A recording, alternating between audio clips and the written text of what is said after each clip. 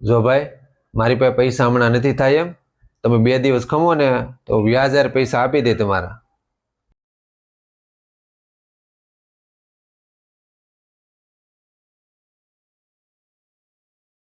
હું છું ભાઈ?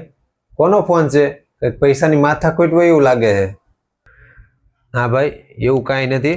આ થોડાક પૈસા વ્યાજે લીધા હતા તે એનો ફોન હતો.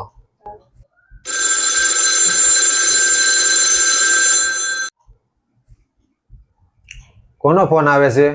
કાંઈ નહીં ભાઈ, એ તમારા અંગત મિત્રનો ફોન છે. આ પૈસા લીધા એનો ફોન આવે છે ને? લાવી તો ફોન. હા ભાઈ, શું છે બોલો? કેમ બહુ રાયડું નાખો છો? આ તમારા ભાઈએ મારી પાસેથી 50,000 રૂપિયા વ્યાજે લીધા છે, ક્યારે આપવાના છે? અગર પછી મજા નહીં આવે. હા ભાઈ, તમારા પૈસા મળી જાય. કેટલા દેવાના છે? 50,000 રૂપિયા લીધા છે એટલે વ્યાજ સાથે લાખ રૂપિયા થાય છે. ક્યારે આપો છો કે પછી નવા જૂની કરું? કેમ ભાઈ, 50,000 નું લાખ રૂપિયા વ્યાજ? એ તમારો કેવો હિસાબ?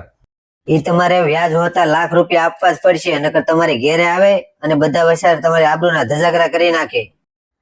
હા તે કાંઈ વાંધો નહીં, તમારથી થાય એ કરી લેજો. અને તમારી જે મૂળગી રકમ જે 50,000 રૂપિયા છે ને એ જોતા હોય ને તો કાલે લઈ જાયજો, નકર એ પણ નહીં મળે. અત્યારે તમારો ફોન પણ રેકોર્ડિંગ થાય છે અને તમારે જો મુદ્દલ રકમ જોતી હોય ને તો પ્રેમથી લઈ જાયજો, નકર પછી આ સીધા પુરાવા પોલીસ સ્ટેશન પહોંચી જશે અને તમારી પાસે લાયસન્સ પણ નથી, એટલે તમે બધી રીતે ગેરકાયદેસર છો.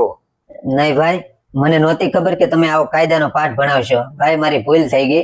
તમારથી પૈસા થાય ને ત્યારે આપજો, મારે વ્યાજ પણ નથી જોતું.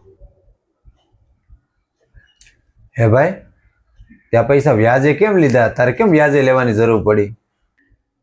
ભાઈ, મારે પૈસા તો થોડાક દિવસ પૂરતી જરૂર હતી, પણ મને નહોતી ખબર કે વ્યાજખોરો એટલા બધું વ્યાજ લેતા હશે.